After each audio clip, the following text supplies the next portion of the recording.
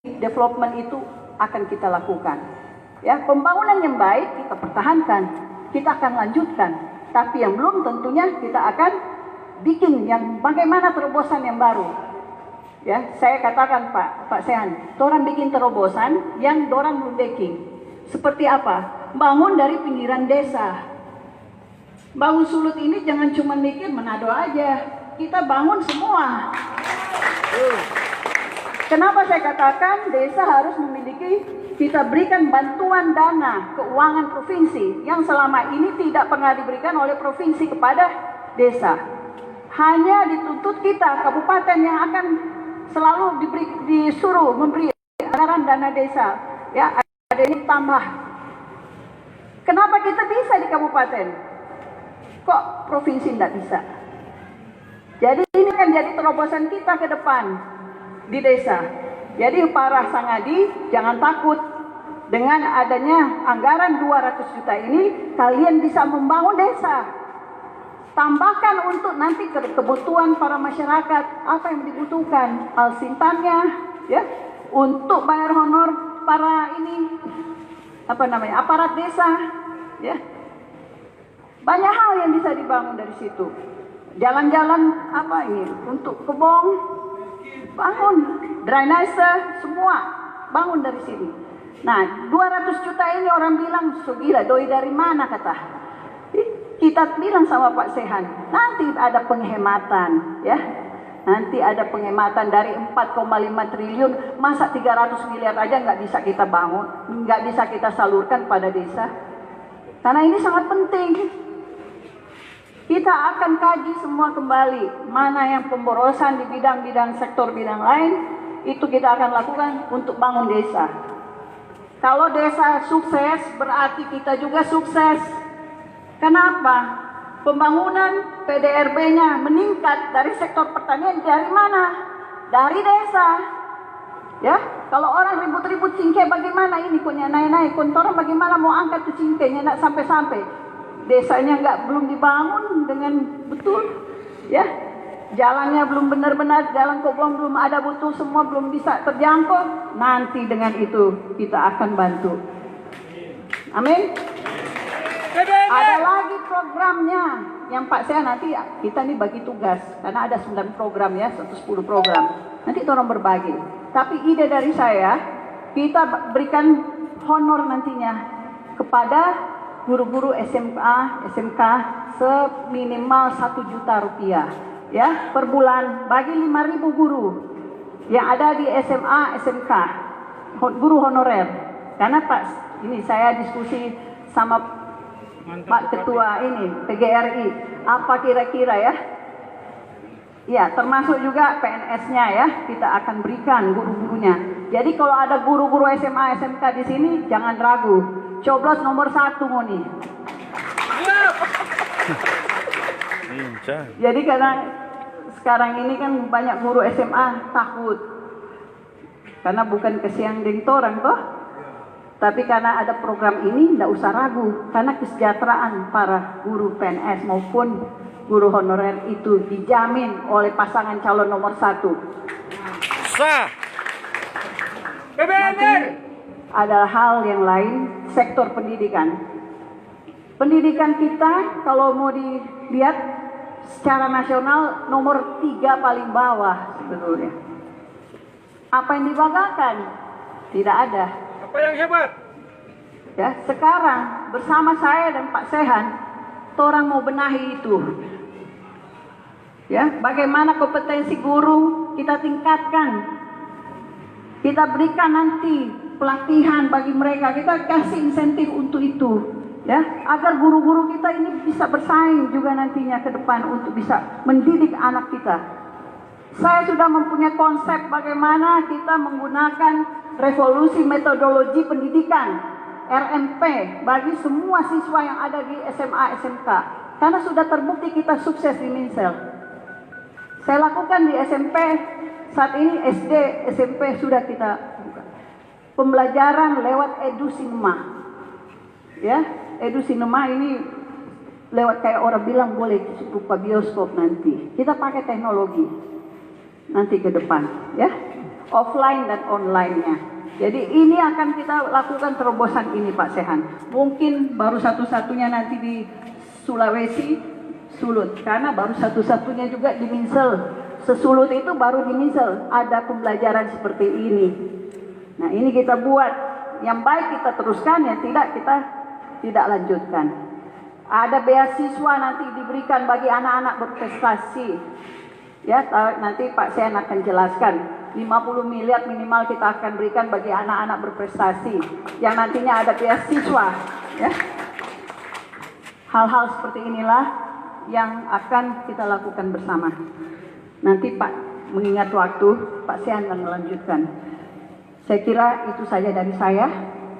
Karena saya hanya menginginkan mari orang semua bekerja dari saat ini.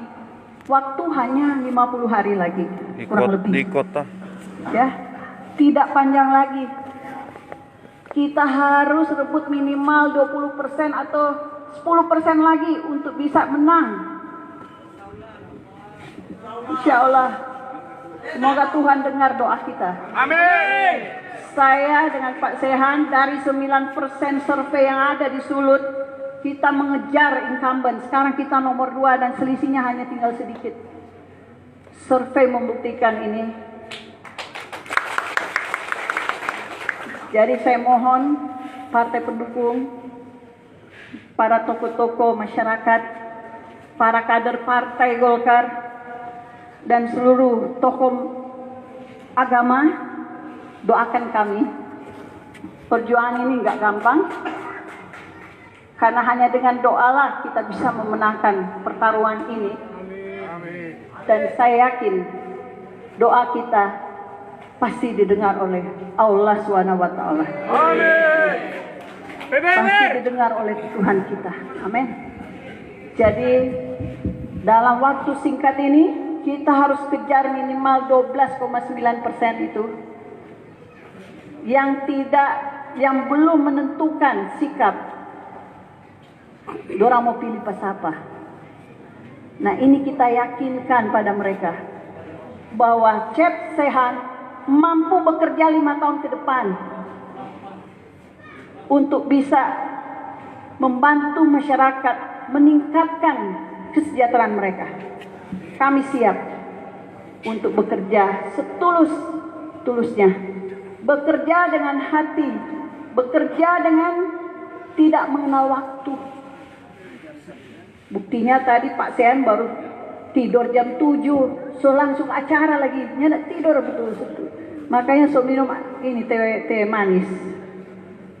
Orang begitu. Kalau kerja pagi, kalau sampai pagi melayani masyarakat.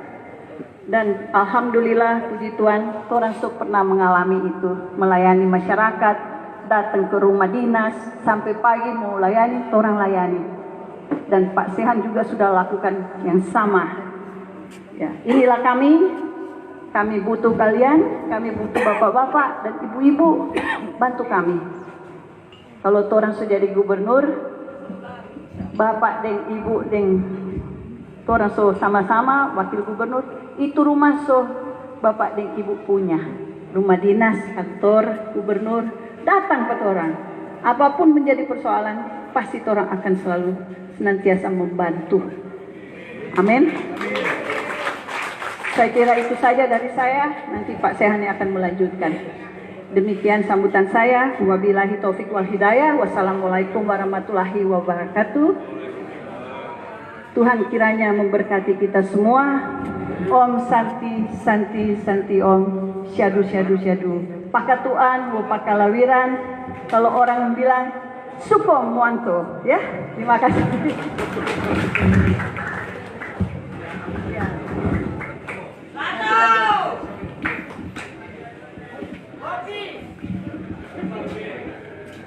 Demikian orasi politik Gubernur Sulawesi Utara periode 2021-2026. Dan kita langsung masuk pada orasi politik Wakil Gubernur periode 2021-2026 Bapak Sehan Salim Lanjar.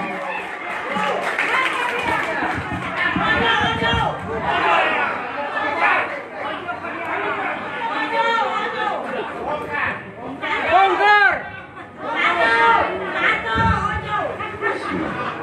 Assalamualaikum warahmatullahi wabarakatuh. Selamat sore, salam sejahtera untuk kita semua. Shalom, Om Swastiastu, Namo Buddhaya. Alhamdulillah wa syukurillah, la hawla wa la quwwata illa billahi lalil azim. Allahumma salli ala sayyidina Muhammadin wa ala alihi wa sahbihi ajmain. Amma ba'd. Gubernur Sulawesi Utara, Ibu Kristiani Injina Peruntu yang saya hormati, Ketua DPD Partai Golkar, ya, Kota-Kota Mobagu, Bolaang Mongondo, dan dari beberapa daerah yang hadir serta seluruh fungsionarisnya, sekretaris juga DPD 1, ketua tim NER JWS. Saya selalu manggil dia NER dari sejak kita sama-sama kemarin waktu bupati, para alim ulama, pendeta, tokoh-tokoh adat, pimpinan partai politik. Saya lihat lengkap di sini, Golkar, Demokrat, PAN, Berkarya, Garuda, bahkan ada dari P3 juga. Dia memang tidak boleh lari kemana-mana karena dia adik saya. Ya, berani dia nyandak masuk atau dukung, jelas masuk neraka dia.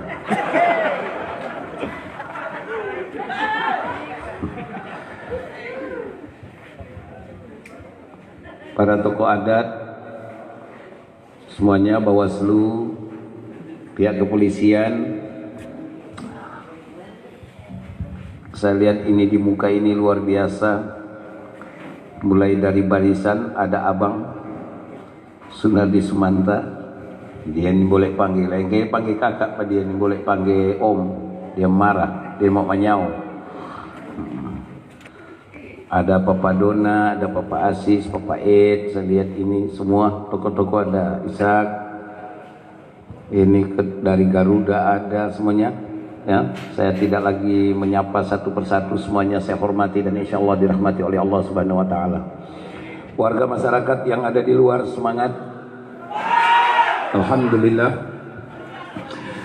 Puji syukur kepada Tuhan Yang Maha Kuasa, Allah Subhanahu Wa Taala, kita hari ini, sore ini diberikan nikmat yang luar biasa. Nikmat pertama, nikmat iman, nikmat hidup sehat kuat dan kesempatan sehingga kita dapat bersama-sama melaksanakan salah satu yang telah diamanatkan oleh Undang-Undang Nomor 7 2017 dengan turunannya, yaitu peraturan KPU tentang pelaksanaan kampanye. Dan hari ini kita mendapat kesempatan di Kota Mobagu, yaitu di wilayah Bolaang Mongondo Raya. Ini adalah tempat yang keempat, ya, Boltim, Bolmut, Bolmong Induk, dan hari ini Kota-Kota Mobagu. Ucapan terima kasih saya tentunya pertama kepada Ketua DPD, ada Mama Raski lagi tadi, nah, kepada Ketua DPD dan seluruh tim yang telah memberikan kesempatan kepada Ibu Kristiani Injina Peruntu dan saya sebagai calon gubernur dan wakil gubernur 2020 untuk berkampanye, bersilaturahim dan berkampanye hari ini. Tadi sudah disampaikan banyak Bapak Ibu tentang bagaimana sih perjalanan kami. Sebenarnya kami Danain sudah dari 2017. Yang berencana kuat ini dia. Dia yang berencana kuat, kita cuma jaga ambil di Bakusedu, ternyata dia sungguh-sungguh. Iya, itu yang sangat luar biasa. Waktu saya tanya, keluar SK Golkar itu, saya dalam keadaan tidak siap. Pak, tidak ada orang yang bakirim KTP, kun cuma ada taruh di tangan kun. Karena saya selagi baca cerita dengan Kapolres dan Pak Kapolda, jam-jam 5, dia telepon, jangan kirim akang nape KTP, mau bikin apa? Pokoknya udah kita cabut dari kantong, kita foto, bolak-balik, kirim. DP besok keluar SK Golkar, itu agak panik juga saya. Saya langsung telepon, saya kan biasanya panggil dia, mohon maaf karena dia adik 4 tahun dari saya, kalau berteman saya panggil, Teti, kia pangana suka keluar SK. Dia bilang daripada orang lain mau ambil, kita semua ambil lebih dulu pangana, gitu.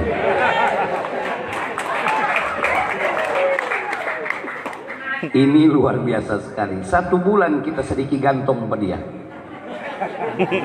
Pernyataan di media, saya masih akan komunikasi dengan DPP, padahal DPP PSK suka luar lebih dulu, tadi dia yang diterima. Iya. Jadi itu perjalanan. Nah, kenapa kami tertarik Bapak dan Ibu? Ada banyak faktor. Sulawesi Utara dengan luas kurang lebih 14.000 km persegi, wilayah Bola Mongondo Raya itu kurang lebih kita ada pada 7.000, kurang lebih 7.000 km persegi, kurang lebih kita 53,58%. Ya, kurang lebih 53,58% luas wilayah Sulawesi Utara terintegrasi dengan laut. Populasi penduduk kita mendekati 700.000. Tapi ada ketimpangan di dalam pembangunan Bapak dan Ibu. Jadi tidak mungkin saya dengan Ibu Cep ini maju kalau sekedar cuma gagah-gagahan. Apalagi saya sudah 38 tahun menjadi pimpinan partai. Sudah cukup sebenarnya kiprah. Tapi kemudian beliau memanggil saya, mengajak saya untuk mari kita perbaiki Sulawesi Utara ini. Maksudnya kita bangkitkan kembali. Karena Sulawesi Utara itu jalannya stuck. Maksudnya kalau bahasa yang BPS jaga pakai, ekonominya melemah. Bukan melemah, tatikang kok itu DP nama.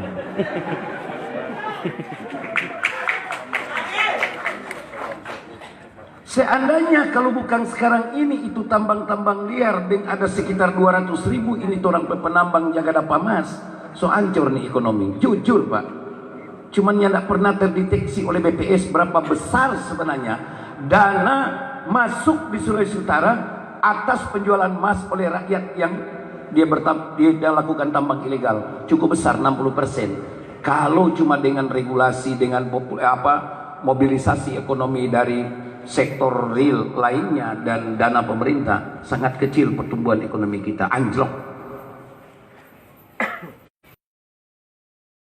Apa? Oleh pembangunan yang tidak merata. Saya coba, ini kebetulan Raski ada di sini, masuk di badan anggaran. Asumsi APBD oleh pemerintah Sulawesi Utara. Kita bicara APBD Sulawesi Utara, yang bicara APBN. Ini jalan trans, ini APBN. Jalan tol APBN. Kereta api itu bahkan kerjasama dengan Rusia. Yang kita bicara porsi Sulawesi Utara. Tahun ini, karena kebetulan Mama Fuad juga di situ. Itu asumsi oleh gubernur. Pendapatan daerah dari 3 sumber 4.367.118 juta, kira-kira begitu ya, dari 3 sumber pendapatan daudak dan pendapatan asli daerah. Satu yang sangat memiriskan, pendapatan asli daerah hanya 38 miliar asumsinya. Ini kan tidak masuk di akal Pak. Boltim saja yang kacili begitu dan miskin asih mampu untuk berasumsikan 20 miliar. Tidak boleh dibayangkan. Undang-undang nomor 17 tentang perikanan pelayaran, ada berapa ribu kapal laut, kapal tangkap yang semuanya itu urus suratnya ada di provinsi.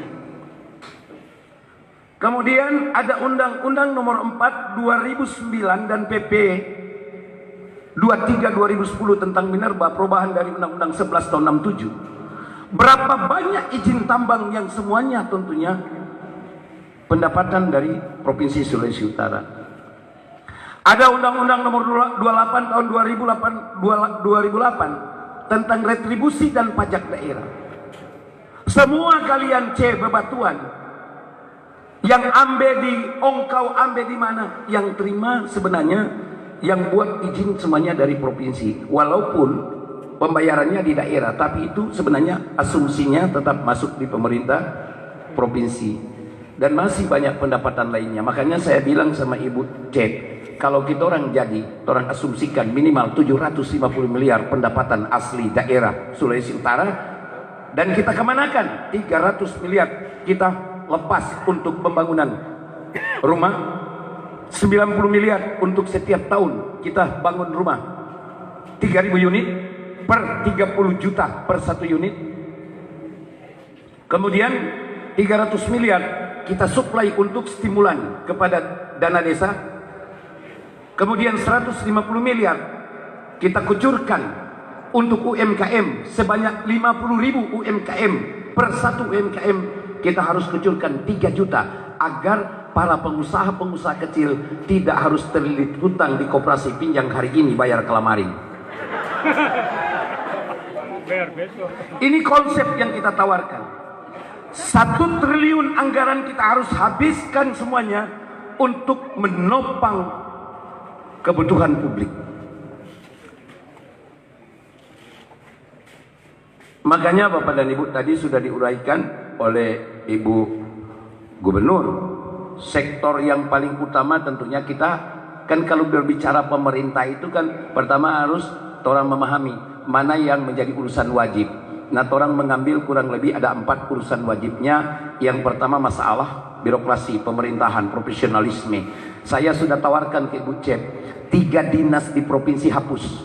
Dinas yang royal tapi legal. Dinas pertanian pertama hapus karena provinsi ladang dan sawah ada di mall, nyanda ada. Karena ladang dan sawah ada di kabupaten kota, jadi hapus tuh dinas itu. Kurang bikin rugi DP gaji pokok, DP tunjangan jabatan, tunjangan kinerja, beli oto, bikin gedung pemeliharaan, ATK, perjalanan dinas dan operasional, itu cukup besar. Delegasikan langsung saja kepada kabupaten kota supaya petani merasakan langsung uang itu. Karena kabupaten kota punya dinas pertanian, kenapa harus lagi kita ada dinas pertanian? Provinsi tidak punya ladang. Nanti dorang cuma jaga ke boulevard dengan ke mall. Yang kedua dinas BPMPD, urusan pemerintahan dan masyarakat desa tidak perlu ada di sana. Ini untuk penghematan tadi yang disampaikan oleh Ibu Gubernur. Karena kan orang berpikir mau hemat dari mana? Allah itu dinas yang kalau ada guna yang ada di kabupaten kota delegasikan saja. Ini hapus, DP ASN digabung di tempat lain. Itu akan terhormati ATK operasional, pembelian kendaraan, maintenance kendaraan dan perjalanan dinas. Kalau 3 dinas termasuk dinas sosial kita hapus, maka kita bisa menghemati kurang lebih 750 miliar. Dan itu yang kita akan peruntukkan kepada rakyat. Ini berbicara real. Kalau bicara jalan tol, nyanak masuk di APBD provinsi, enggak. Itu keniscayaan siapapun jadi gubernur, karena itu program sejak dari zaman Sarundayang. Saya 2 kali dibawa di hadapan, itu dengan Ibu Cep juga, di hadapan Menteri PU dengan 2 dirjen waktu itu tentang rencana itu. Bahkan masalah jalan tol itu masuk dalam disertasinya untuk mendapatkan doktoral di UGM waktu itu. Dia mengutip sedikit pemikiran dari Dr. Sabratulangi tentang pintu gerbang ekonomi Asia Pasifik. Kebetulan saya baca disertasinya, termasuk jalan tol itu. Jadi kalau jalan tol itu bukan dana APBD provinsi, bukan. Sehingga tidak boleh itu kemudian begitu juga jalan nasional ini bukan APBD provinsi. Yang kita bicarakan efektivitas dan efisiensi daripada anggaran APBD provinsi yang tidak seimbang. Ya kalau sekarang ini kita dengar mulai banyak ada apa DP nama disuruh-suruh lewat partai tertentu kumpul-kumpul petani untuk mendapat bantuan. Seharusnya bukan begitu caranya. Makanya insya Allah saya bilang sektor agama kita harus anggarkan 5 miliar dari total anggaran. Keagamaan harus ada 5%, bukan 5 miliar, 5% dari total anggaran. Kalau anggarannya 5,5 triliun berarti 5, itu minimal 5%. Bisa saja kita ambil 500 miliar. Untuk apa? Pembangunan gedung, tempat ibadah, kesejahteraan daripada para imam pendeta. Kemudian apa? Kegiatan keagamaan. Nah, kegiatan keagamaan tidak perlu lagi orang harus susah-susah payah. Pemerintah harus backup. Contoh kalau hari raya korban. Nggak usah lagi nanti hari raya korban, nanti dekat-dekat pemilihan kemudian Dinas Sosial Provinsi beli sapi banyak-banyak taruh di kecamatan komerek CEP SSL. Ya nggak usah begitu. Karena mau korban itu mau bikin bagaimana kalau CEP penama dan kita penama ini karabah Ini kan ketaatan pada Allah. Ya enggak usah. Kirim saja tiap masjid 15 juta kong itu imam dengan pegawai syar'i yang susah beli sapi kong orang yang korban pakai dong penama. Selesai. Itu saja urusannya. Siap. Kita tahu DP hukum, makanya kita bilang salah ini kalau kirim sapi dari sana siapa penama dong. Apalagi ada tamerek di belakang sapi cep SSL. Jadi itu cuma hadiah itu ya Ustadz ya. Hadiah. Bukan korban DP nama itu. Nah. Dan itu harus dilakukan setiap tahun. Setiap kegiatan keagamaan di semua agama harus di backup oleh pemerintah provinsi. Karena doi di provinsi itu banyak. Dana provinsi sebenarnya hanya melakukan stimulus terhadap